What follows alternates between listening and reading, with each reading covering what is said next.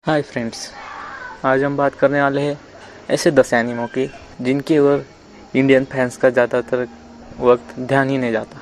बहुत कम लोग ऐसे होते हैं उन्होंने ये सारे एनिमे देखे हुए होते हैं। बहुत लोग फैंस हैं नारुतो, ड्रैगन बॉल जी जैसे बड़े बड़े फ्रेंचाइजी वाले एनिमे का, पर उसका रीज़न ये है कि वो एनिमे टीवी पर लगते थे, कार्टून नेटवर्क्स पर और जेटिक्स पर। इसकी वजह से उसके फैंस इंडिया में ज़्यादा है। पर कुछ एनिमे ऐसे भी है जो काबिलियत रखते हैं उन एनिमे जैसा, बिग 3 जैसा काबिलियत रखते हैं, और पर फिर भी वो इंडियन फैंस के नज़र के सामने आ नहीं पाते क्योंकि वो इंडियन फैंस को इनके बारे में पता नहीं होता। तो आज मैं कोशिश करूँगा कि ऐसे 10 एनिमो को आपको सजेस्ट करूँ कि आपको वो देखते हुए मज़ा आए। तो चलिए शुरू करते हैं। नंबर 10 पर हम बात करेंगे वन पंच मैन की। हीरो फॉर फन, मतलब सिर्फ मज़े के लिए बना हुआ हीरो, ऐसा साइतामा खुद को कंसिडर करता है। सलग 3 साल बहुत सारी मेहनत करके हर रोज़ 100 पुशअप्स, 100 सिटअप्स, 100 स्क्वाट्स और 10 किलोमीटर रनिंग करके वो अभी कैपेबल है कि वो हर किसी विलन से निपट सकता है सिर्फ एक पंच से। पर प्रॉब्लम ऐसा है कि वो अभी तक एक लाइसेंस्ड हीरो नहीं, हीरो एसोसिएशन में। ये बात उसको पता चलती है उसके नए पार्टनर और दोस्त जेनोस के मदद से, और वो ठान लेता है कि अब वो एक लाइसेंस्ड हीरो बनेगा। और यही स्टोरी हमें सीज़न 1 में देखने को मिलती है, जिसमें वो बीच बीच में बुरे लोगों का और विलन्स का खात्मा करता रहता है। एक बहुत ही सरल, सादी और कॉमेडी एक्शन से भरी हुई एनिमे सीरीज़, जिसके आज अब तक 2 सीज़न आ चुके हैं और तीसरा सीज़न भी आएगा। तो चलते हैं अगले एनिमे के बाद। नंबर 9 पे है Magi the liberator of magic. Originally from ethereal palace से आने वाला मैगी पहली बार इस दुनिया में कदम रखता है और उसके साथ लाता है वो एक मैजिकल फ्लूइड जिसमें होता है एक जिनी, उसका नाम होता है ऊप। अलादीन ट्रैवल करता है पूरी दुनिया में सब चीज़ों को जानने के लिए। एक बार वो मिलता है अली बाबा सयूजा से, जिसको एक लिबर्टियन में जाकर अपने आप को प्रूव करना है, और मागी डिसाइड करता है कि वो अलादीन की मदद करेगा उसको खुद को प्रूव करने में। और ये स्टोरी है उन दोनों की जिसमें वो ये एडवेंचर कंप्लीट करते हैं और अचानक से अनजाने में पूरी दुनिया की जिम्मेदारी उन पर आ जाती है। मागी एक सरल, सीधी और बहुत ही इंटरेस्टिंग स्टोरी है, एक्शन से भरपूर और बहुत सारी फैंटेसी वाली। इसके अब तक 3 सीज़न आ चुके हैं और मुझे यकीन है कि आप बहुत ज़्यादा एंजॉय करोगे। 8वें नंबर पे है नानात्सु नो ताइज़ाई, यानी कि 7 डेडली सीन्स। राज्य के होली नाइट्स ने फ्रेम करने के बाद एक बार सबसे सक्सेसफुल टोली 7 डेडली सीन अब छुपी हुई है और सिर्फ राह देख रही है करेक्ट वक्त का बाहर आने के लिए। अब वो माने जाते हैं कि वो किंगडम के सबसे बड़े क्रिमिनल्स है और पूरा किंगडम उन्हें कोसता है उनके इविल डीड्स के लिए। पर अभी पूरे किंगडम में करप्शन स्प्रेड हो चुका है और होली नाइट जिन्होंने पूरी जनता को संभालने का प्रण लिया होता वही अब पूरे राज्य के लिए खतरा बन चुकी। तो अब उनसे पूरे राज्य को कौन बचाए, और वो सारी जिम्मेदारी आके गिरती है इन फेमस 7 क्रिमिनल्स पे, जिनको बोला जाता है द 7 डेडली सीन्स। एक बहुत ही अच्छी और एक्शन से भरी हुई कहानी है, एक बहुत अच्छी स्टोरी लाइन के साथ। तो आप इसे ज़रूर देखिए। इसके अब तक 3 सीज़न आ चुके हैं। 7वें नंबर पे है फेरी टेल। 17 साल की सेलेस्टियल विज़र्ड लूसी हर्टफिलिया एक गिल्ड को ढूंढ रही है, जो गिल्ड इनफेमस है कि वो हर जगह पे डिस्ट्रैक्शन करती है। उसका नाम है फेरी टेल, और उस विज़र्ड गिल्ड की हिस्सा बनकर लूसी मिशंस लेती है अपने लिविंग के लिए और अपने सेलेस्टियल मैजिक को बढ़ाने के लिए, नात्सु ड्रैगन और ड्रैगन स्लेयर और एक फ्लाइंग कैट हैप्पी के साथ। और वो एडवेंचर पर जाती है ये प्रूव करने के लिए वो एक अच्छी विज़र्ड है। और कभी कभी उनको ज्वाइन करते हैं ग्रे और वर्जा, वो भी उस गिल्ड के ही मेंबर हैं, और हमेशा वो गिल्ड उनको सपोर्ट करती है जब भी कोई मुसीबत आती है। वो विज़र्ड बने हैं एक ही मकसद के लिए कि वो मैजिक में ग्रो हो सके और उनके दुश्मनों को मार सके और सबको बता सके कि फेरी टेल कैसी गिल्ड है। ये एक पूरी तरह से कॉमेडी से भरी हुई और फुल पैक ऑफ एक्शन से भरी हुई। इसके अब तक बहुत सारे सीज़न आ चुके हैं, करीब करीब 300 एपिसोड है इसके टोटल। तो मुझे लगता है कि आपको बहुत ज़्यादा मज़ा आएगा इसे देखते हुए। नंबर 6 पे है एनिमे स्वॉर्ड आर्ट ऑनलाइन। ये एनिमे फीचर करता है एक virtual reality massive multiplayer online role playing game को, जिसका नाम है स्वॉर्ड आर्ट ऑनलाइन। जो रिलीज़ होता है 2022 में, जो लोगों को पूरी तरह से छूट देता है अपने गेम के कैरेक्टर को प्ले करने का, उनके माइंड के इस्तेमाल से, जो कनेक्टेड होता है नर गियर हेलमेट से उनके पूरे बॉडी को।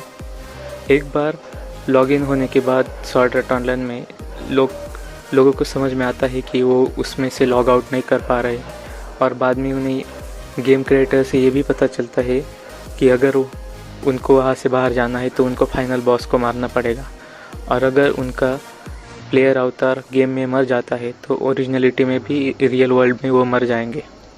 तो उनमें से ही एक प्लेयर किरीतो चल पड़ता है जर्नी में, खुद ही पूरे स्वॉर्ड आर्ट ऑनलाइन को गेम को ख़त्म करने के लिए। और उसके बीच में वो मिलता है एक फीमेल प्लेयर से, आसुना जिसका नाम होता है। बाद में उनकी लव स्टोरी चालू होती है और उसके बीच में वो दोनों डिसाइड करते हैं कि वो दोनों पूरे गेम को ख़त्म करेंगे। ऐसी स्टोरी है, पूरी तरह से ड्रामा से भरी हुई, मिस्ट्री वर्ल्ड है पूरी तरह से। और इसमें दिखाया गया है कि इंसान किस हद तक जा सकता है अपनी इच्छाओं को पूरे करने के लिए। तो मुझे लगता है कि आपको ये बहुत ज़्यादा पसंद आएगी, तो प्लीज़ देखिए इसको। इसके अब तक 4 सीज़न आ चुके हैं और 5वां सीज़न अभी इस विंटर में रिलीज़ होने वाला है। नंबर 5 पे है ब्लैक क्लोवर। ब्लैक क्लोवर की स्टोरी ऐसी है कि आस्था और यूनो दोनों को चर्च के बाहर एक साथ छोड़ा गया था। वो दोनों साथ में बड़े हुए और उनको पता चला कि किंगडम में विज़र्ड किंग होता है, जो किंगडम के सबसे स्ट्रॉन्गेस्ट विज़र्ड को दिया जाता है। और वो दोनों एक दूसरे से प्रॉमिस करते हैं कि वो दोनों कम्पीट करेंगे ईच अदर से विज़र्ड किंग बनने के लिए। पर जैसे जैसे वो बड़े होते वैसे वैसे उन दोनों में का डिफरेंस दिखाई शुरू हो जाता है। जैसे यूनो एक अच्छी सी विंड मैजिक के साथ बहुत ज़्यादा ताकत बिल्ड करने लगता है, पर आस्था ऐसा होता है कि जो अभी तक कोई भी पावर अवेक नहीं कर पाया है, पर वो उस पावर को अवेक करने की बहुत कोशिश करता है फिजिकल ट्रेनिंग साथ। पर जब वो 15 साल के होते हैं तब यूनो को 4 लीफ ग्रिमवार मिलती है, ग्रिमवार टावर, और आस्था को कुछ नहीं मिलता। पर कुछ ही देर बाद जब यूनो पर एक आदमी अटैक कर देता है, तब आस्था उस आदमी से फाइट करता है, उससे आउट मैच होने के बाद भी, और बुरी तरह से हारने लगता है। पर जब कुछ भी होप नहीं रहता और कुछ भी नहीं, तब वो यूनो की आवाज़ सुनता है और अनलिश करता है उसके इंटरनल इमोशंस रेज के साथ। तब उसको एक ग्रीमवार मिलती है ब्लैक कलर की, जिस पे 5 लीफ ऑफ क्लोवर्स होते हैं, जिसका नाम होता है ब्लैक क्लोवर।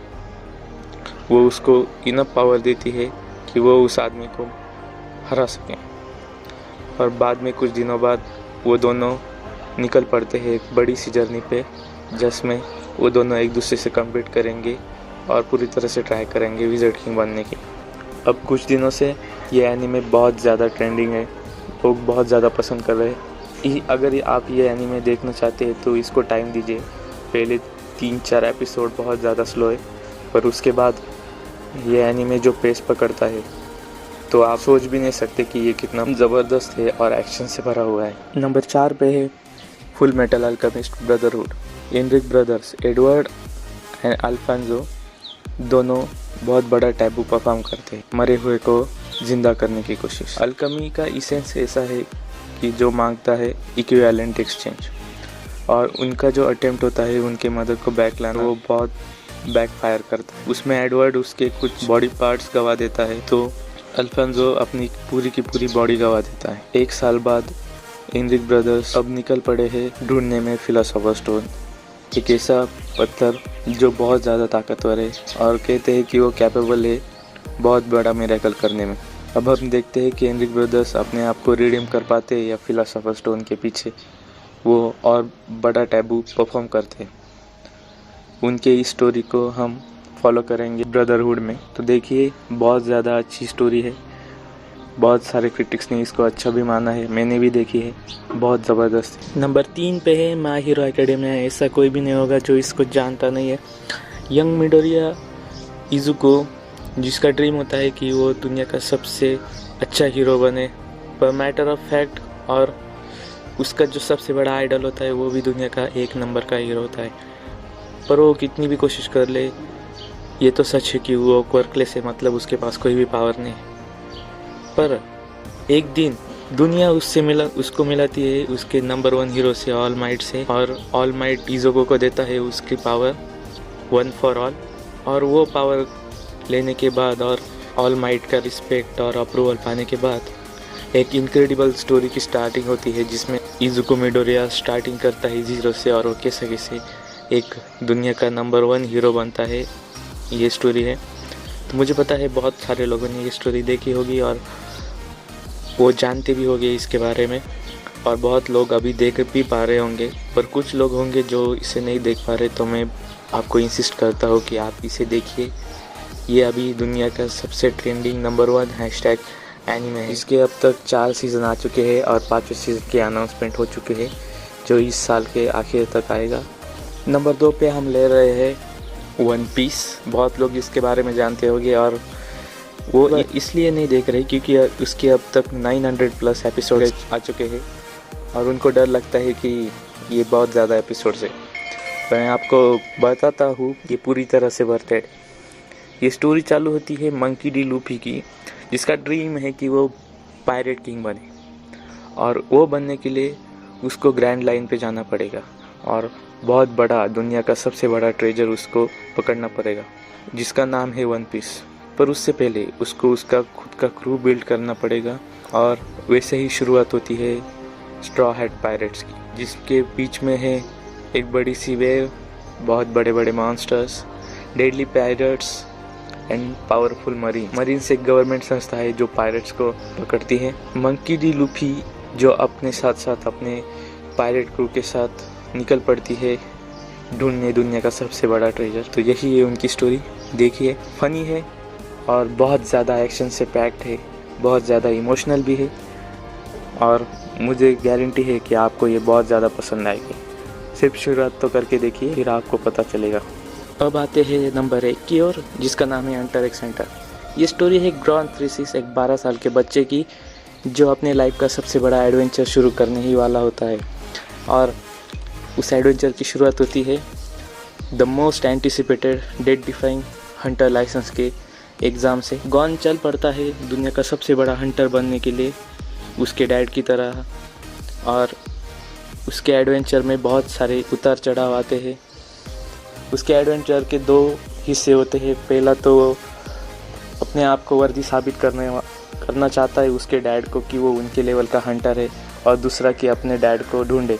इस बीच में वो नए दोस्त बनाता है, दुश्मनों से लड़ता है, और ये सारा एक्सपीरियंस लेके वो चल पड़ता है दुनिया का सबसे बड़ा हंटर बनने के लिए। मैं जानता हूँ कि आप इस एनीमे को बहुत ज़्यादा पसंद करेंगे, और मुझे पता है कि आप ऐसा ही प्यार मेरे चैनल को भी देंगे। तो प्लीज़ सब्सक्राइब मेरे चैनल को, और ऐसे ही वीडियोस के लिए लाइक भी कर दीजिए। Thank you.